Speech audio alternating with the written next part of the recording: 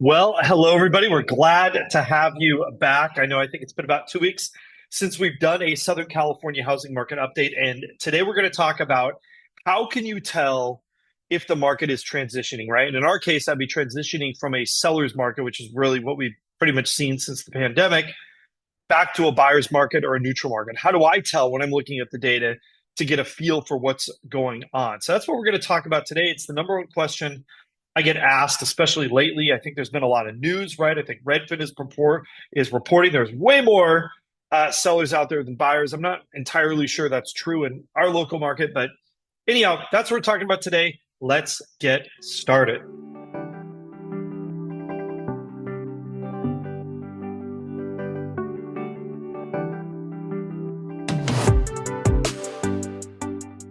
My name is Stephen Meade with Domicile Real Estate, where we are on a mission to help California's renters become homeowners. It's probably one of my favorite things in the world. And we are talking about the Southern California housing market. This is our update for June 17th, 2025. As I mentioned, we're going to be talking about can you tell when a market is transitioning from a seller's market to a buyer's market? I think that's the question people are asking. Are we transitioning from a seller's market to a buyer's market? So let's go ahead and start going through the data. And I am going to tell you what I think and why. So kind of going through everything here. In fact, you know what? Let's see if I can't make this, put this in like the big mode. There we go. I think this looks a little better. Alrighty. So the first thing we're going to look at is the inventory. And I think this was in a weird slideshow mode. So, okay. The first thing we want to look at is like the inventory. And I think we took a little bit of a pause last week, but you'll see in both categories that inventory went up. And what does that tell us? It says more homes came on the market than went off the market. And so if we look here, look at our new listings. I believe this is a high point for the last 12 months, at least in that under 1 million category. And it's a relative high point. I think there's a couple things to look at. Number one, we are definitely seeing more homes hitting the market this year versus this time last year, especially in that 1 to 2 million category and also in that under 1 million category. So versus last year, we've got more activity of homes hitting the market. I have mentioned in the past, I'm not sure you can take this exactly at face value. And that's because I think the percentage of sellers who want to sell at a market price, right? We call those real sellers. I don't think that number has gone up quite as much as this would suggest. Now, if we look at new escrows, what do we see here? Well, if you're in our 1 to 2 million category, it's about the same as last year, but it is definitely less under $1 million. And I think the overall effect here, right, if you sum the total of these, is that we've got fewer homes are going into escrow. So we don't have buyers biting at the same rate as we did last year. And I'm going to take just a brief pause and go on a brief tangent here. When people ask me, how is the market doing, right? I think when most consumers ask me, what they're really asking about is they're asking about prices. But in my mind, as someone who's in the real estate industry, right, there's really two things that I'm thinking about. Prices, but also number of units. How fast is the market moving? How many units are trading hands? California is a state of almost 40 million people. Almost every estimate this year has us well below 300,000 transactions for this year, which is an incredibly low number given our population. So I would say the rate that sales are happening, that is the part of the market I think that is actually falling quite a bit, whilst the prices I think are looking a bit more steady. Now, if we look at our absorption rate, right, this is still like right around that 60% mark, right, for under 1 million to 1 to 2 million. I think that's an indicator that for me would lean towards that sort of neutral, more of an equilibrium number in terms of buyers and seller demand. If we look at our closed prices, right, these numbers are actually all up. But as I've mentioned in the past, right, this graph is telling you what the market was like a month ago, right? Like it's a look in the rear view mirror. And we're trying to talk about where the market is right now. I think graphs like these are great for looking at trends. Where are we versus where we were at last year? You'll see most of that price growth is in that median and upper tier. If we look at our percent still active after 14 days on the market, this is at an elevated number, but it actually is holding fairly steady. I think that's kind of another thing that tells me Our market isn't really sure what kind of a market it's in. So we could be transitioning. I don't think we're in a quote unquote buyer's market at the moment. But the question is, are we going through that transition? Or are we kind of holding off in that neutral spot? Sometimes we spend so much time talking about what a crazy market it is. What we don't realize is that if you look throughout history, the reality is that most of the time, the market has not been a terribly strong buyers or sellers market. It's kind of in the middle, just like this. Now, if we look at our close to list ratio, this is also a backwards looking graph, right? Like this is telling us where the market was 4 to 6 weeks ago.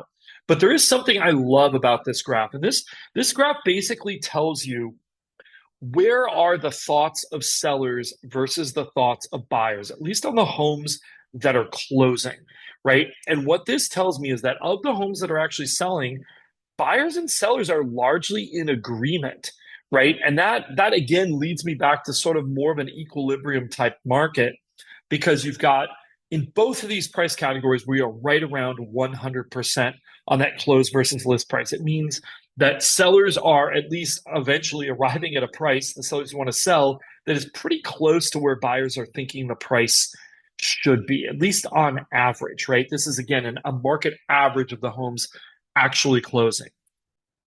Now, if we look at days on market for new contracts, right, this is another bit of a bellwether. Now, admittedly, this number has gone up to some degree, and it is higher than it was at last year. We were below 30 days last year. But I'm going to tell you, as somebody who has been in the real estate business for over 20 years and somebody who has frankly observed the market for a bit longer than that, this is still a very low number. 35 days on market for the homes that are actually getting buyers, right? These are new contract days on market. This is not a long period of time, right? This is not indicative of any kind of market. This is, again, kind of bringing me back to saying either we're going through a transition period from a seller to buyer's market, or we're kind of treading water in that center, maybe kind of leaning and bobbing back and forth between those points rather weakly.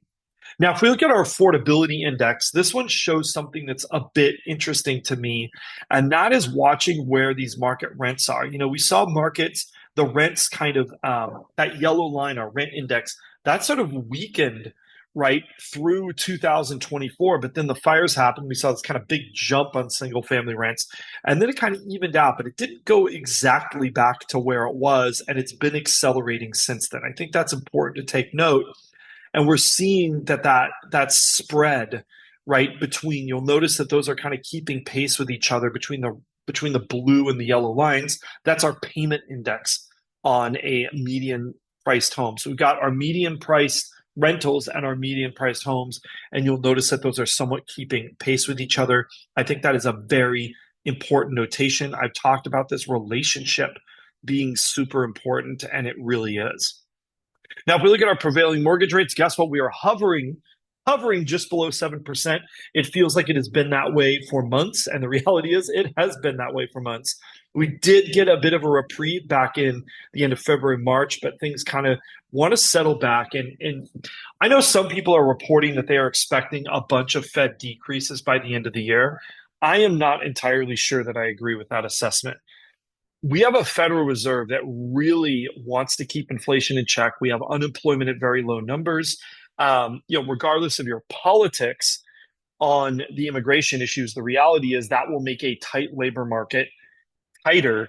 All these things point to inflation. The Fed does not like inflation. They are very worried about an overheating economy that wants to crash. I think the Fed is inclined to leave things alone. As much as we want to talk about the tariffs, I think the effects of those have been greatly overstated. I just don't see these sort of universal economic calamities coming that would crash interest rates and produce the Fed wanting to act quickly on reductions. I'm just not seeing it happen. I see the Fed really wanting to hold that line on inflation. Well, that's all I've got for you this week. And again, remember, if you're trying to understand what the market's doing, it's really not any single leading indicator that says we have transitioned to some kind of a buyer's market. I think it's fun to pull out these statistics that can make headlines, like there are 500,000 more sellers than there are buyers. But the reality is real estate is very local, and you have to look at a multitude of factors. And to me, our multitude of indicators are saying that we're resting somewhere in the middle, at least for now. And I think a lot of that can, a lot of that can change based on economic news as it comes, right? If interest rates do drop, that could spur some demand in real estate, right? That might prop things and kind of bump things up a little bit. There's a lot can happen, but at least right now, I see this as a market that is pretty much in the middle. Well-priced homes are still selling quickly. Unrealistic sellers are sitting.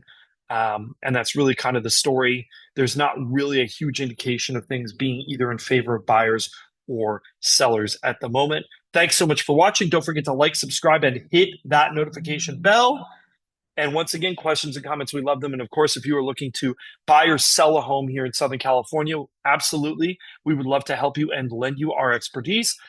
Our contact information is down below in the comments. Thanks so much for watching, everybody, and we'll see you again real soon.